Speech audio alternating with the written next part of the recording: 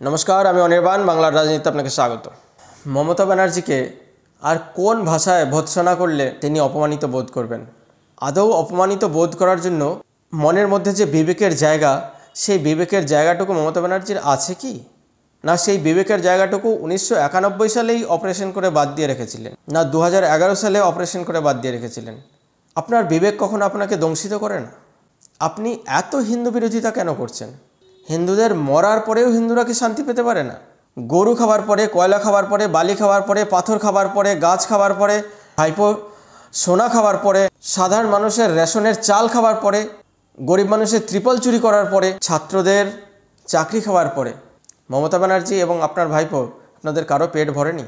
তা হিন্দুদের মৃত্যুর পরে তাদের অন্তিমক্রিয়া শ্মশানে করা হয়, এবং শ্মশানে করার পরে, অন্তিমক্রিয়া করার পরে গঙ্গা স্নান করতে হয়। যেখানে গঙ্গা থাকে না সেখানে বিভিন্ন নদীতে স্নান করা হয়, যেখানে নদী থাকে না সেখানে নদীর সংযোগে যে খাল থাকে সেখানেই স্নান করে হিন্দুরা।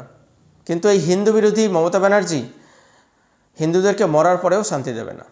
মমতা ব্যানার্জির সম্পদ, মমতা ব্যানার্জির সমাজকর্মী, মমতা ব্যানার্জির দলীয় কর্মী শেখ শাহজাহানের মাধ্যমে সন্দেশখালিতে হিন্দুদের সৎকারের যে জায়গা মহাশ্মশান, সেই মহাশ্মশানও শেখ শাহজাহান দখল করে নিয়েছেন। শেখ শাহজাহান দখল করে তার উপরে কারখানা বানিয়ে নিয়েছেন, এবং তার পার্শ্ববর্তী যে খাল ছিল যেখান থেকে জল বইত, যেখানে হিন্দুরা স্নান করত সৎকর্মের পরে, সেই খালটিও মাটি দিয়ে ভরাট করে এখানে অন্যান্য কাজ তিনি করছেন। সিবিআই এই তদন্তে যখন জানতে পারে এই তথ্যগুলো, সিবিআই কর্মীরা যখন ওখানে পৌঁছায়, যে সেই খাল এবং সেই মহাশ্মশান ট্রেস করার জন্য, সেই মহাশ্মশান দেখার জন্য জায়গায় যখন পৌঁছায়, সেখানে যখন তারা খোঁজ করছিল, তখন সেখানকার সাধারণ মানুষের কাছে জানা যায় যে সেই মহাশ্মশানের জায়গায় এখন শেখ শাহজাহানের একটি নিজস্ব কারখানা রয়েছে, এবং যেখান থেকে খালটি বইতো সেই খালটিকে মাটি ভরাট করে সেখানে শেখ শাহজাহানের জমির কাজ করছে। শেখ শাহজাহানের চিংড়ির ব্যবসা, এই বিদেশি অস্ত্রের ব্যবসা, এগুলো সমস্ত মমতা ব্যানার্জি জানেন। শেখ শাহজাহান যে এরকম মহাশ্মশান খেয়ে নিয়েছেন, সমস্ত কিছু মমতা ব্যানার্জি জানেন।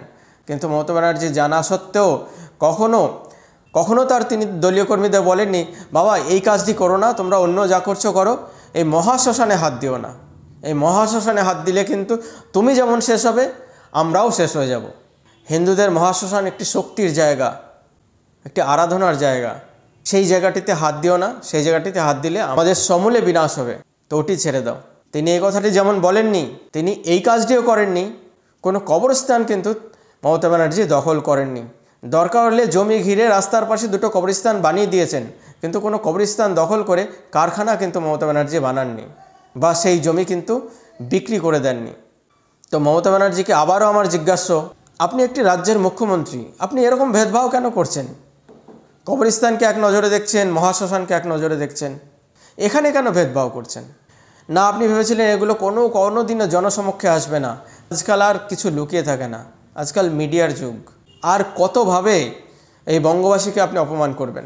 এবার সময় এসছে আপনার চলে যাবার। বন্ধুগণ, আমার এই ভিডিওটি কেমন লাগলো এবং আমার এই বিশ্লেষণটি কেমন লাগলো কমেন্টের মাধ্যমে জানান। আর উৎসাহ অর্জনের জন্য লাইক করুন, শেয়ার করুন, সাবস্ক্রাইব করুন, সঙ্গে রাখুন, দেখতে থাকুন বাংলার রাজনীতি। ধন্যবাদ।